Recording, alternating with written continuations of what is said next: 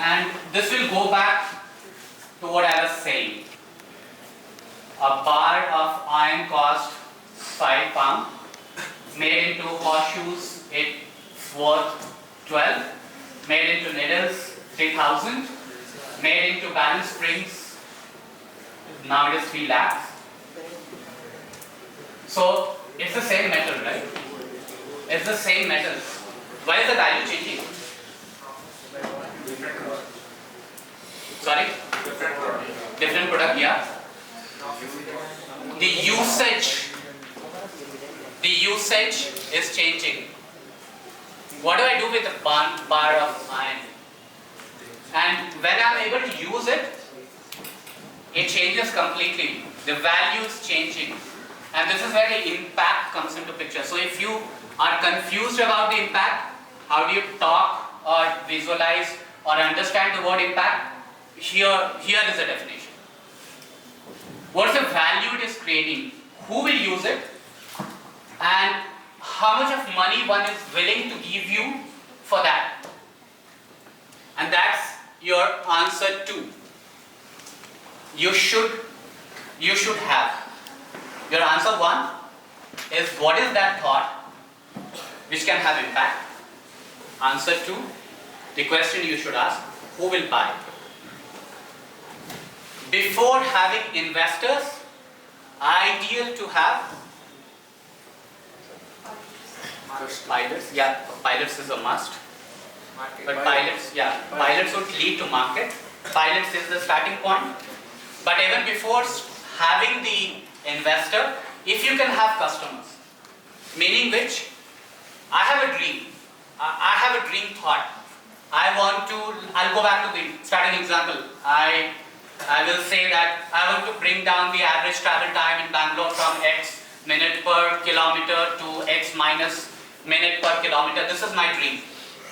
Are there buyers? Can I sell it to the government? Can I sell it to the individuals? Can I sell it to the people or the stakeholders who, when implement this thought, makes the impact I am thinking of? If I do not have that, crazy ideas may not see the sunlight. Right? So this is where we have to be very careful. I'll use the statement now, which is raise money when it is absolutely necessary. Raise money only when it is absolutely necessary. How many of you think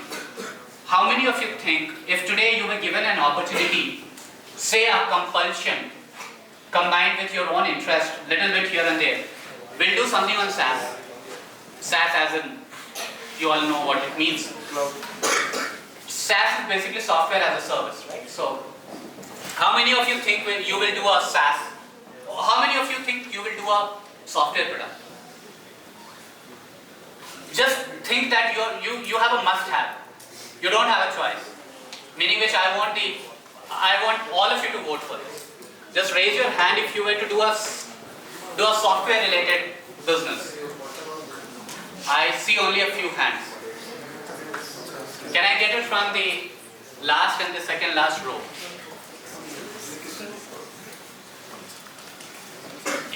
If it is for a startup which you are must to have, what would be that? Will it be software or not a software? Just yes, no question. No follow-ups to that. I'll not ask you a follow-up question. Okay, let me take it from the votes we already had in the hands which said that software has to be done. You know, today you'll agree to this. You don't need money to build software, especially the kind of audience I'm talking about, right? You guys are capable. I'm an electrical engineer. I know nothing about software engineering. I'm being brutally honest about it. It's last 15 months. I've, done a bit here and there, and speaking was always a passion. I can talk about it. But you guys are really doing for the core of it, from the core of it, and you must turn your ideas into a quick prototype. please do not wait for anything. If you were, let's hypothetically say, if you were to come to me and say, I want to join a startup, can I get a job? Let's say you are done with your 4 years of engineering and you have expectation of X lakh rupees as your annual CTC to hope. And if I were interviewing you, what is that I'm going to ask? I'm going to ask, what have you developed? I'm not going to ask technology. I'm not going to ask, explain me how ChatGPT 4 will make a difference with respect to 3. That's not going to be my question. I'm not going to ask you how many billion parameters ChatGPT has, how many billion parameters Google's and Microsoft's generative AI engines have got. That's not going to be my question.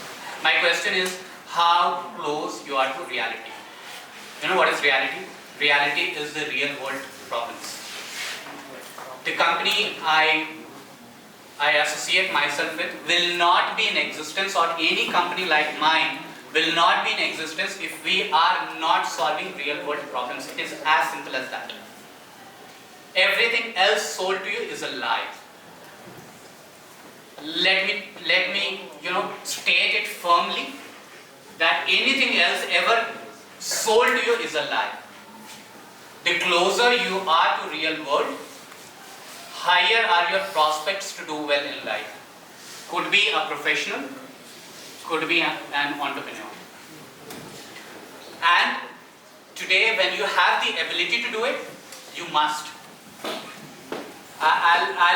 You'll laugh if I show you the first version of the product we created. You'll laugh at the first version of product Meta created. How old was Mark Zuckerberg when he started Facebook? She quoted Facebook as the starting line. The biggest risk to take in today's age and generation is not to take risk at all. How old was he when he started? He was 19. He was doing his studies at Harvard. And when he pitched to his first investor called Peter, and it was the investor who forced him to do it full time. He was still studying. And then he went on to apply for 6 months extension at Harvard to come back from the break. Again 6 months, again a year, and never went back from there. The closest you are to reality, irrespective of a startup or a working professional, you are closest to the success. And very lucky for all of you, you are in the second year of engineering. So much is happening around. We are in a proud nation called India. So much is happening. And no other country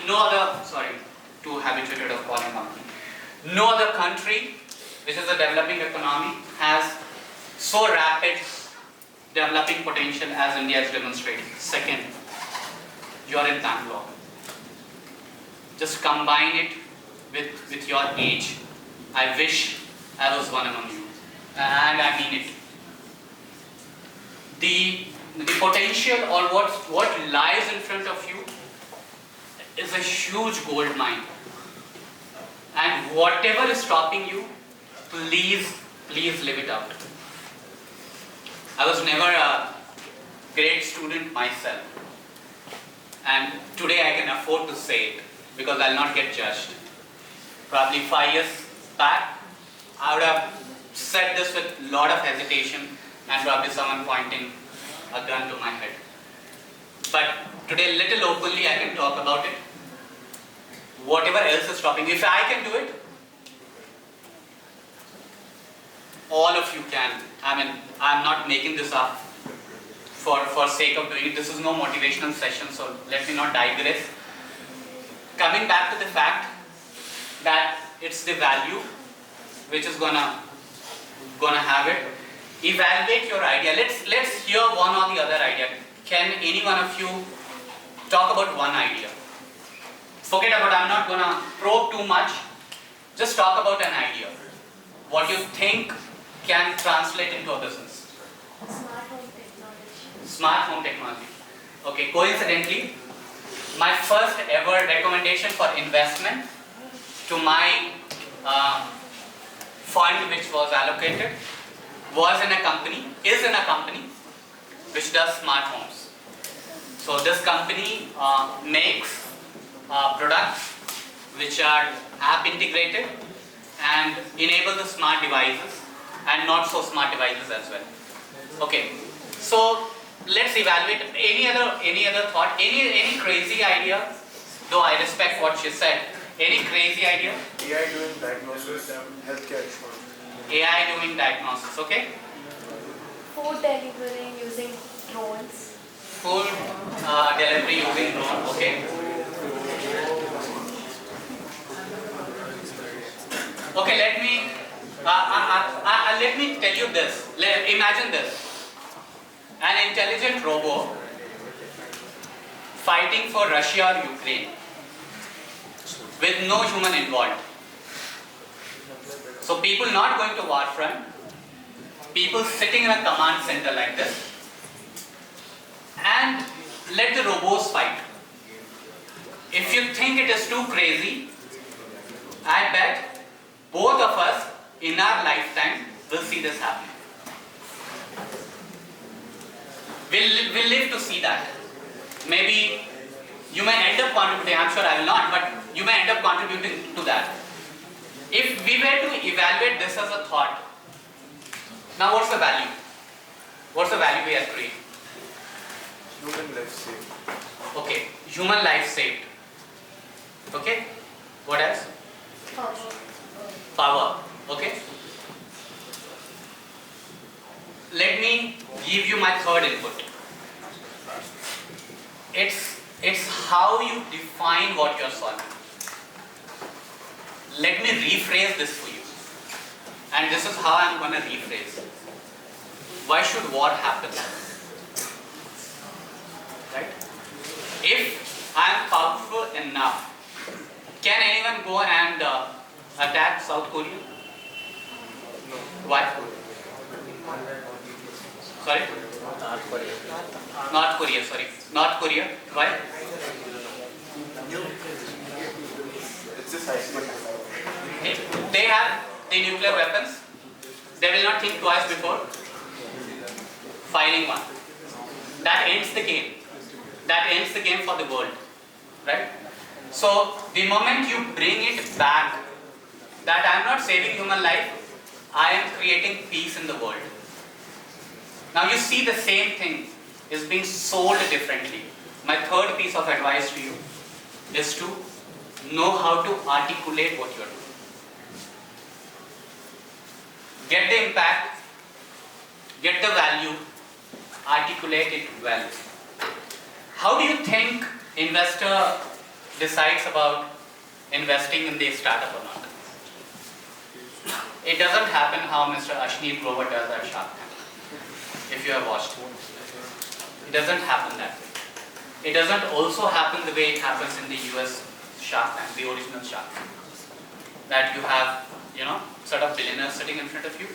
You get 2 minutes, 3 minutes to present about your idea, and a lot of questions on your growth, unit economics, and all of that happens. It doesn't happen that way.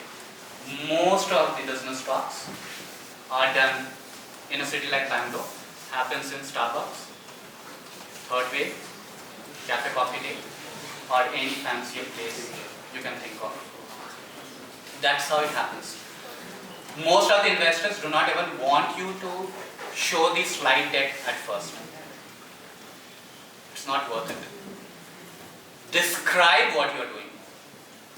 And if you cannot define what you are doing, ends the game there. There are a lot of other parameters which will come. I'll jump to that slide immediately now. But it's that third thing, which is ability to narrate what you are doing. And just imagine, again I will come back to the Bangalore traffic problem. If I were to sell you an app and I say, my app has 1 million download from the Play Store has brought down the average commute time of 70% of my users in Bangalore from X minutes per kilometer to X minus minutes per kilometer. Will you invest? And I'm done. That's the attention span you will get in the first discussion. That's it. Now, how I have solved it is much later. Most of the time you will not be even asked about it. You know why? Because the person in front of you may not even understand technology. And it's absolutely okay.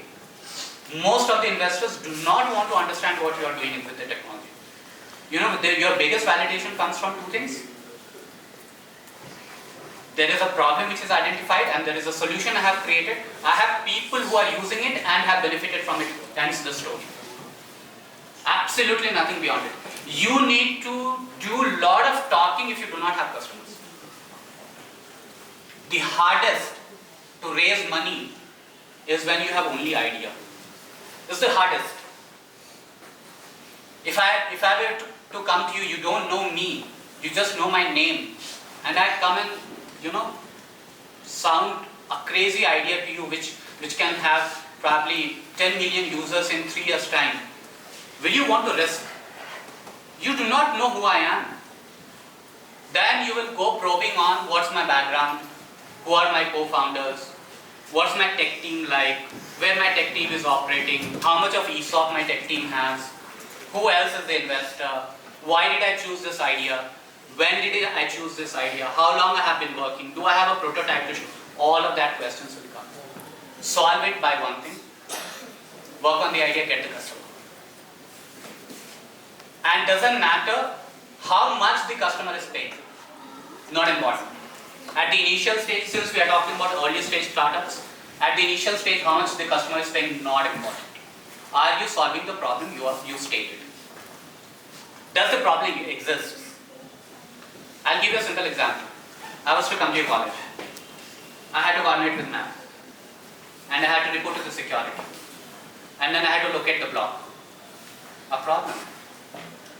Solve it. If she sends me a link, I show the link at the security, which shows up a QR. The security scans the QR, validates that I'm a user who should go in. Now, this screen takes me to Google Map, navigates me to the block I should come. Matter ends there. Sell it to your own college.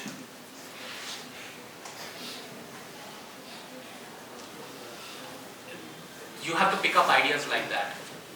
Do not wait to change the world. Please. You will reach eventually with that thought, but start small. Do not wait for the idea to strike. It won't, it will never. Do whatever you think is a problem, take it up, talk to people. Create a prototype, show it to them. Take their feedback. This is what you want. This is what you want. So I'm doing a Stanford program. It is called a Stanford Seed Spark program. I'm part of the South Asia cohort 7. One of the things which was taught in the first session of Stanford is go and talk to your customer. Go and talk to your customer and understand, is this really a problem you're solving? Will they buy? And your college is your first angel investor. Go and see what problems exist in your college. Go and see what problem exists within your friend circle. Because ultimately, who is the customer? One among us combined together forms the society, forms the customer.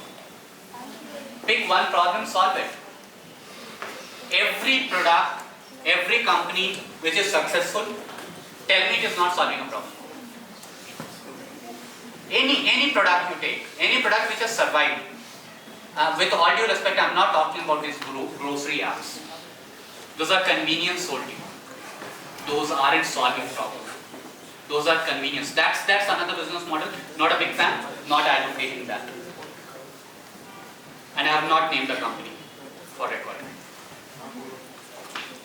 It's about getting there. And read about the companies, how they started. There are a lot of companies which had great ideas, great execution, never survived because never got customers. Internet is filled with such case studies. You may have to do a more refined search because we are sold to ideas of, success. We listen to only two startups, one in Silicon Valley, the original old Silicon Valley, and then the Silicon Valley of India. And another fact, this is input 4. What you don't read in media is the fact that every startup does not need 100 million investment. So please do not go by the reports where you read company X raised X million dollar at X billion dollar valuation. You don't need it until you are solving problem of that scale. You need that kind of money only when you are solving problem of that scale. And today, when you are unsure of whether you should be doing it or not, idea is to get started. Pick a problem around you. There are many low-code, no-code platforms. I'm sure you guys know it, I need not to tell you. You can convert an idea to a prototype in no time. And then see where the journey takes. Okay, so let me move on with my slides. I already discussed this. I'll share the slide. Not a big fan of reading all this, but yeah, a few of that we have already discussed. This is another company. I'll quote it safely again. This company again did not raise money and became a $1 billion company.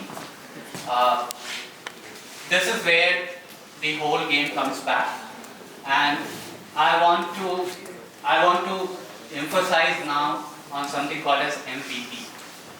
How many of you have heard of this term?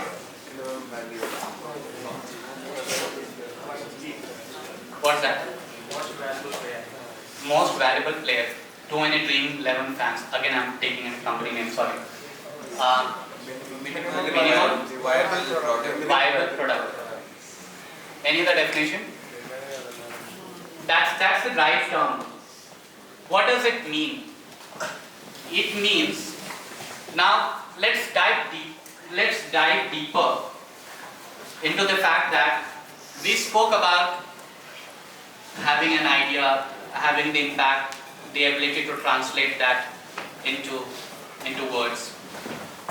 Point 4 is, can you convert that idea into features? Can you break it down? So if I say that if we were to solve Bangalore's traffic problem, and if I have to create a product, the product will have 100 features. Can I break those 100 features? First I'm breaking down the product into 100 features. Then I'm breaking the 100 features to say what are my top 10, top 15 features which are must have. If I do not have those, my product cannot solve the problem. Can I create a basic version of those 15? That's MVP. MVP is talking about those features which kind of delivers what you want to convey. If I use the app, I should be able to save time. Beta. Sorry? Beta version. Yeah, a beta version is much later, but let's not get into technicalities of it. If we go on the subject, it will take 7 days of a proper seminar for all of you to go through this. But read and understand about it. Even Y Combinator has a very good video about this.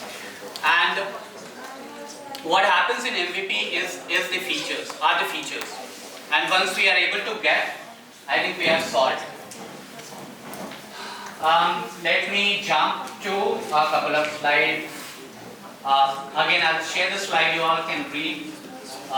It's about creating core features, keep it simple, rapid prototyping, all of that. Of course, talking to user is very, very important. We spoke about it in some sense. I may come back if needed.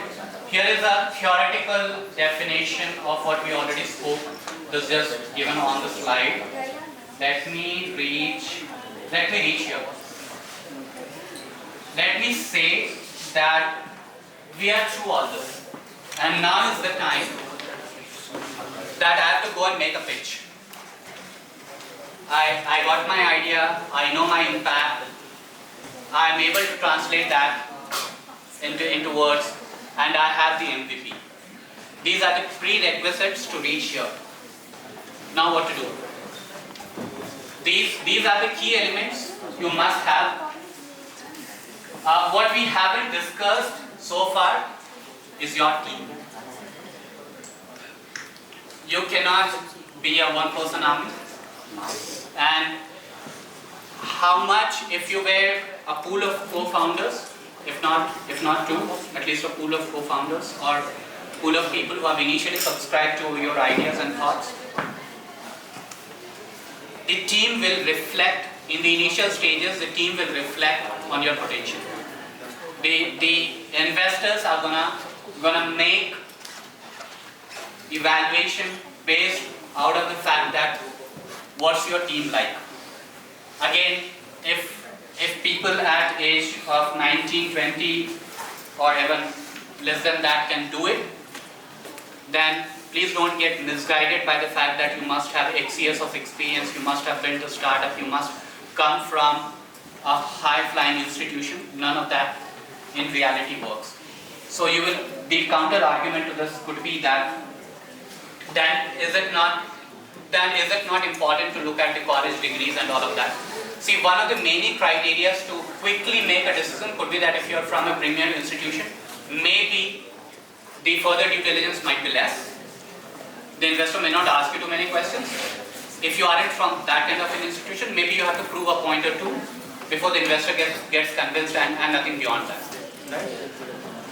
I'll talk about the financial projections a little later. Let me just transition into these bullet points, and I hope these bullet points, a few of it were discussed, and you may not need an explanation for most of these. Before anyone else believes in your idea, the fundamental first principle comes into picture is that you should believe. So if you're asking, suppose hypothetically if I am the investor, you're asking me to risk my money with yours. I would want to see what have you risked personally. You cannot say that I have a well-placed job, I'm earning XX LPA as my salary, and this I'm just doing out of fun, just to see if I can do something, not getting money. Until the person knows you personally and wants to motivate, encourage, all of that, not happening. In real world, that's not happening. The ability to take risk, the ability to tell the investor how you have risked and what you have risked before you ask someone else to risk. So in casino, what happens is that the output is not directly, you don't walk into a casino and win, right? You first put something on stake. You put your money, and that's when you expect a reward to come. And this operates because, again, you have to just learn how money operates. The fundamental to all of this, okay, I think a lot of monologue is happening from my side. That could be reason of smaller talks. As a startup founder, one of the few things which you are expected to do continuously is the ability to. No, not really. Believe me, the investors. Okay, this comes to a very good point.